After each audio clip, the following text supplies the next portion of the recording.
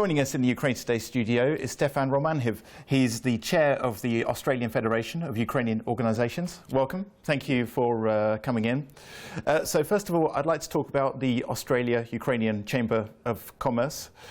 You're just finalising the start of the project now. Can you tell us a bit more about what you hope to achieve? I think the relationships between Australia and Ukraine are far stronger than they were many years ago. The Chamber will give the opportunity to build bilateral relations. Obviously there's interest from Australia in investing in Ukraine. There's interest from Ukraine investing in Australia. During President Poroshenko's visit to Australia in December last year, we held a round table which was facilitated by the European Australian Business Council. There were a lot of ideas about how we go forward, and this is now the realisation of a plan. We in a sense have a bit of a saying, going from rhetoric to action, and this is the action. And what sort of sectors are the Australian investors interested in Ukraine? At the moment, what we're doing a lot of scoping work at the moment. In the next 24 hours or so, we'll have a round table here to look at how Ukrainian and Australian business people look at particular sectors. Obviously, there are sectors, the obvious ones now. There's the resource sector. The resource sector is an interesting one for Ukraine and Australia in terms of uranium, in terms of coal. The IT sector is a very, very strong sector. But we also see things from a different perspective. There's a lot of talk in Ukraine about reform and going into the EU and criteria and so on. There's a lot of IT in terms of that we can help with, but also intellectual property in terms of processes and programs that are in place in Australia today, which can be on-sold to Ukraine, so you don't have to reinvent the wheel, so to speak. The opportunity's there, we just have to open up the doors. Mm-hmm. And with these opportunities, what sort of concerns do you think the Australian investors have in investing in Ukraine? You mentioned, say, corruption and reforms. Is that a major concern? Or? I think so. I think what we have to do is we have to give people confidence. You know, the Australian Federation of Ukrainian Organisations, and also I'm General Secretary of the Ukrainian World Congress, we've taken a position. There's probably two things that have to happen. On one end, we've got Russian aggression in the east, and we have to deal with that, and humanitarian aid and support, and that's one part of Ukraine which we can't let go, and we really have to work on that. But on the other hand, there's economic development, and that economic development will only happen when you get some confidence, and that confidence will only be built when people see, everybody talks about reform. I think we need to change the word reform, because we've had 20 years of reform, or nearly 25 years of reform. Yeah. What we need is change, real change, and people need to have confidence. Part of we're having two bilateral conferences. We're planning one in Melbourne, Australia, and one in Kiev, hopefully by the end of the year or early into next year. And part of the streams there will be looking at things like governance, things like anti-corruption, things like doing business with the West. And again, I think they're important things that will give people confidence that ultimately you can invest in Ukraine. There are opportunities. You just have to identify them. Mm-hmm. And you think the Australians that you've spoken to back at home, are they confident that these reforms are a positive step, or do you think they're still pretty slow and maybe not happening fast enough? Look, I think, it's like anything else. If you invest in anything, in anywhere, you want some guarantee, you want some assurance. Obviously, one thing I think we've been able to do is to say there is action. In other words, something is happening. Is it happening fast enough? We want to see it happen faster. And every investor, the worst thing you can do is have government-to-government business dealings, because government-to-government, there's a lot of bureaucracy. Investors, they are playing with their own money. Shareholders are playing with their own money. They will do the due diligence, and if the due diligence is not here, they won't invest. So it's in the interests of Ukrainian business and Australian business to make sure due diligence is done, governance is in place, anti-corruption is dealt with, and I think the opportunities here are great. And there's opportunities here, but there's also other emerging markets around the world. Say, for example, we have Brazil, maybe China, India. These other countries also have lots of opportunities. So why do you think investors in Australia would choose Ukraine rather than these other growing economies? I think there are a number of reasons. One reason, I think we have a similar value system, and I've met with some expats here over the last few days. When I asked them, why did you come to Ukraine and why have you invested in Ukraine? The answer was a common answer. We love the people.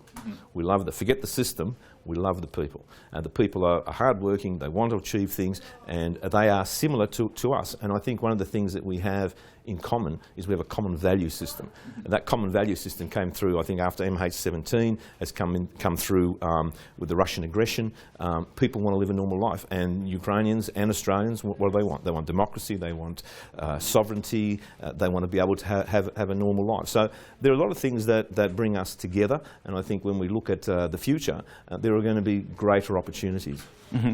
And looking towards the future, are you maybe trying to get some certain numbers or certain amount of companies into Ukraine? Do you have any targets?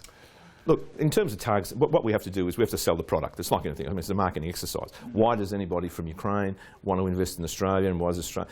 There are businesses out there who are asking the questions. For example, the chamber here, the man on the ground, so to speak, is Peter Matiashik. Peter's been here for over 20 years. He's an American expat, but knows the system very, very well.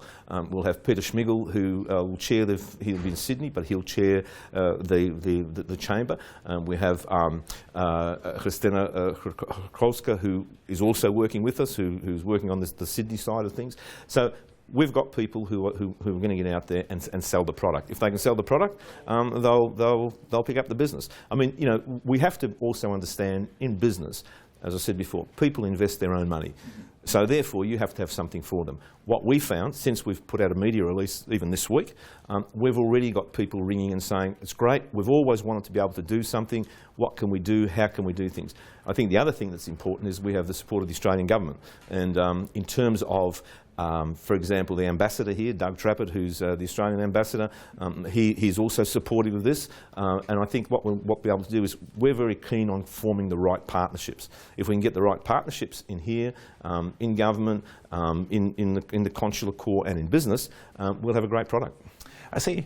And going on to the Ukrainian reforms, if there was one reform that you would advise the government to implement immediately, which one would it be? I think it's got to be the anti-corruption. I think that is what's killing confidence. People want to see action.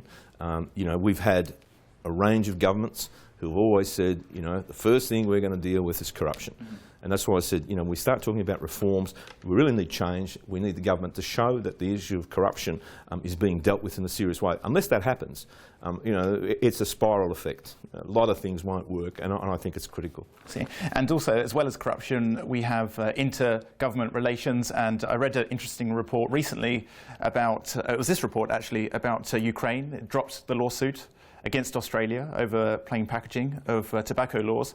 That's a positive step, isn't it? That is a huge step. I don't think the Ukrainian government probably realises how important that was to show Australia that we're serious about the partnership. We've been advocating and lobbying for over 12 months that this is ridiculous to have Australia and Ukraine in a court looking at tobacco when Australia and Ukraine have absolutely nothing to do with tobacco. So you've got to ask yourself the question, why did it get this far? And, you know, we have, without being cynical, I'd love to know the people who are supporting this, what their relationship were with tobacco companies. Why on earth would you do that? Now, at this step, what it's opened up is, I think, a huge market in terms of being able to say, hey, there is a relationship here that is being valued. The Australian government has been very strong in supporting Ukraine. These are the small diplomatic steps that help build and strengthen. And I know from the Australian government's point of view, and I know from the Australian population generally, they were over the moon when this happened because it was a positive sign. I see. And one last final question. Have you met many Australian business people since you've been in Kiev? You mentioned Peter's Pies. Peter's Pies, yeah. A growing company in Kiev. If you haven't been to Peter's Pies, yeah, look, well, Peter's, I met him yesterday. I met another young chap, Glenn, who's involved in IT. There are a number of people who are investing here. We're now building that database of expats. They'll help support what we're doing, and we're hoping that we can support them in another way. Yeah, but look, there are people here. There are people here. For example, there's a young chap from Melbourne, Lubomir Lavlewski, who's done something out of left field, so to speak, in terms of books and Amazon and cleaning up texts and so on. So people are being very creative because they see the market here. And I think there's one very important thing you mentioned before, China and other places. I mean, why do people go there? Because labour is fairly cheap. Mm-hmm. And in Ukraine, labour is still fairly cheap. So this is one of the advantages of Ukraine, certainly. But not only is it cheap, but it's also good. Mm. And I think that's, you know, we're often very critical of Ukraine, but people, when they put, you know, if you look at our parents, You know, they worked hard for everything they got. It's a Ukrainian trait, and labour's important and it's cheap, and I think that's another big plus for anybody who wants to invest here. Okay, great. Stefan, thank you very much for coming in. Thank you.